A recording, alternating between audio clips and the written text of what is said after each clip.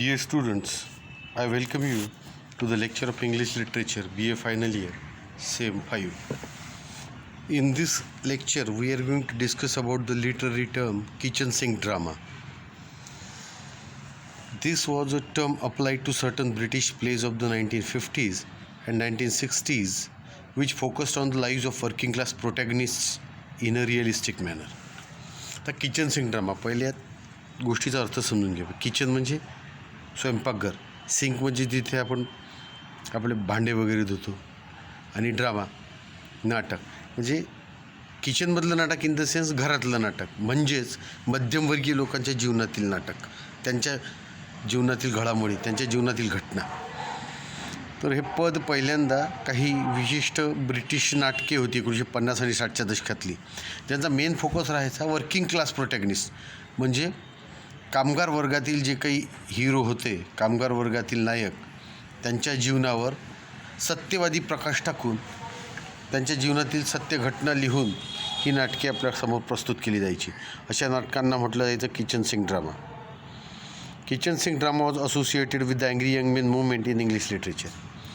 इंग्रजी साहित्यातली angry young men movement जी होती त्याचा संबंध आणि किचन सिंक ड्रामाचा जवळचा संबंध होता.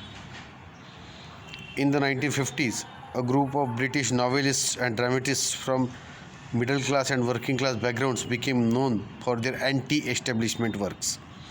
1950च्या दशकात काही ब्रिटिश कादंबरीकार होते, काही नाटककार होते. हे मध्यमवर्गीयातून होते, कामगार वर्गातून होते.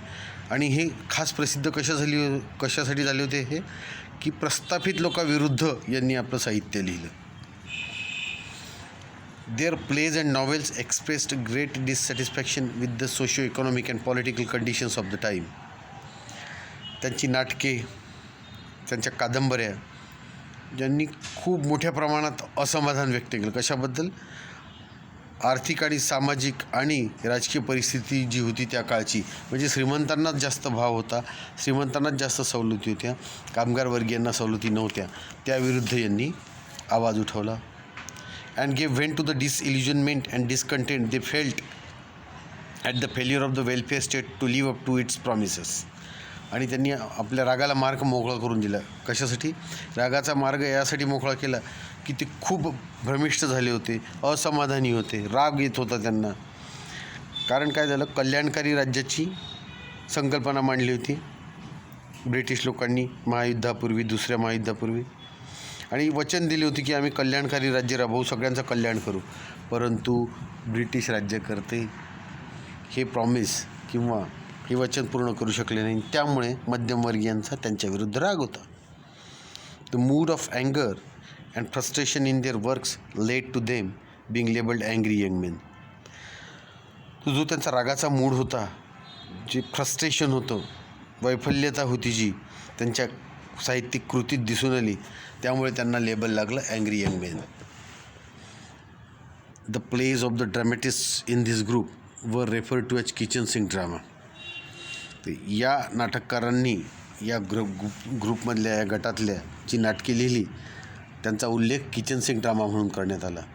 The term being a reference to the increasing interest among contemporary artist in themes centred on domestic scenes.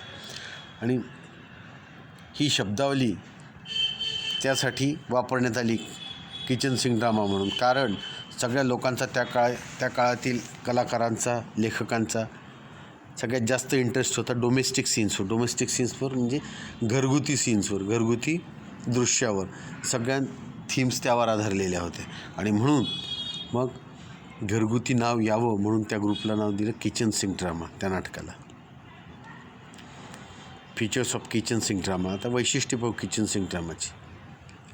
Kitchen sink drama portrays the lives of the ordinary educated lower class youth who often worked unsatisfying menial jobs and lived in cramped homes.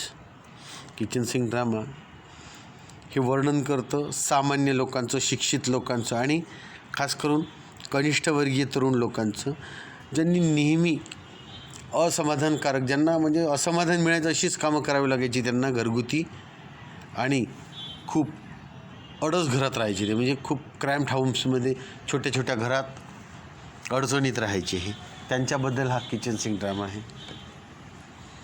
The characters are often from poor industrial parts of the country and the dialogue reflects the colloquial language of this regions. दुसरं वैशिष्ट्य, यातली पात्र राहायचे नेहमी गरीब किंवा आपल्या देशाचा जो औद्योगिक भाग आहे त्या भागातली, आणि त्यांचे डायलॉग म्हणजे त्यांचं संभाषणात नेहमी बोलीभाषा दिसायची, त्या प्रदेशातली बोलीभाषा दिसायची. तिसरं वैशिष्ट्य, the protagonist is typically an intelligent young man from the lower middle or working class, quite like most of the angry young man writers who rails at the established social order. यातला नायक, या कथेचा नायक राहायचा हुशार असा तरुण मनुष्य, आणि हा असायचा कनिष्ठ मध्यमवर्गीयातून किंवा कामगार वर्गातून, जसे अँग्री यंग मॅन रायटर्सच्या लिखाणात राहायचा तसा. आणि हे नेहमी प्रस्थापित सामाजिक ऑर्डरविरुद्ध हे आवाज उठवायचे, प्रस्थापित समाजाविरुद्ध निदर्शन करायचे. These plays attack the stifling traditions and attitudes of the rigid class system of their time. तर ही जी नाटके आहे ही नेहमी कशावर आक्रमण करायची की त्या काळची गळा घोटणारी जी प्रथा होती, घातक प्रथा होती, घातक प्रवृत्ती होती, त्या काळी अतिशय कठोर अशी वर्गपद्धत होती, त्याविरुद्ध हे नेहमी आक्रमण करायचे. म्हणजे वर्गपद्धत म्हणजे उच्चवर्गीय, मध्यमवर्गीय, कनिष्ठ मध्यमवर्गीय, गरीब, अशा प्रकारे याविरुद्ध ते नेहमी आवाज बुलंद करायचे. त्यांचं म्हणणं होतं सगळे एकाच क्लासमध्ये का नाही. पाचवं वैशिष्ट्य, kitchen sink drama with its focus on a realistic portrayal of working class life could be seen as a reaction to the well-made play which was known for its artificiality and also as a reaction against the working class stereotypes portrayed in plays by upper middle class writers. आता kitchen sink ड्रामाचा focus राहायचा नेहमी सत्याचं चित्रण करण्यात, आणि ते कोणाच्या जीवनाचं, कामगार वर्गीयांच्या जीवनाचं. आणि आपल्याला असं दिसून पडतं हे की ही रिॲक्शन होती एक चांगल्या नाटकाविरुद्ध. चांगली नाटकं कशी राहायची, चांगल्या नाटकात खूप कृत्रिमता असायची, आणि ते काय करायचे, वर्किंग क्लासला प्रोटोटाईप म्हणूनच दाखवायचे. म्हणजे जी चांगली कृत्रिम नाटके होती, चांगली उच्च वर्गीयांची, ते वर्किंग क्लासचा स्टिरियोटाईप दाखवायचे ते. आणि मग याला प्रतिक्रिया म्हणून काय केलं, किचन सिंक ड्रामा त्यांनी प्रस्थापित लोकांविरुद्ध कृत्रिम नाही लिहायचं, जे काही लिहायचं ते सत्य लिहायचं. आणि अप्पर मिडल क्लास रायटरसुद्धा काय करायचे, चांगलं एकदम फ्लावरी लिहायचे, श्रीमंत लोकांचं जीवन दाखवायचे.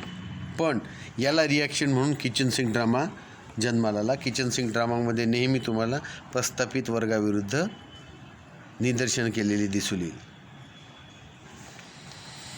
ही झाली 5 वैशिष्ट्ये. John Osborne's look back in अँगर 1956 is a classic example of this type of drama. John ऑस्बॉर्नचं लुक बॅक इन अँगरचे 1956 साली लिहिलेलं नॉवेल एक अतिशय उत्कृष्ट असं उदाहरण आहे या प्रकारच्या ड्रामाचं, किचन सिंक ड्रामाचं. It represents a whole generation's resentment against the establishment.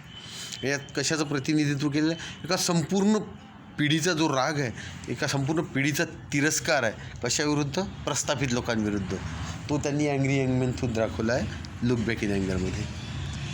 Jimmy Porter the anti hero of the play is the prototype of the angry young man.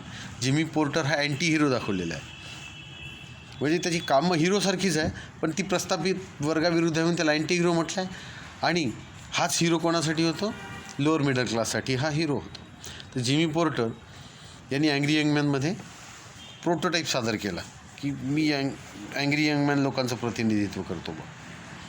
Other plays in this mode include the Hamlet of Stepney Green 1957 by Bernard Kops and chicken soup with barley 1958 by Arnold Wesker.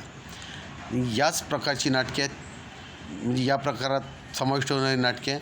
The Hamlet of Stepney Green 1957 साली Bernard क्रॉप्सने लिहिलेलं, आणि chicken soup with barley 1958 जे Arnold वेस्करने लिहिलं होतं. In short, kitchen sink drama हे reflection आहे angry young man ड्रामाचं, अँग्री यंग मॅन रायटर्सचं. This is all for our today's lecture. Thank you very much.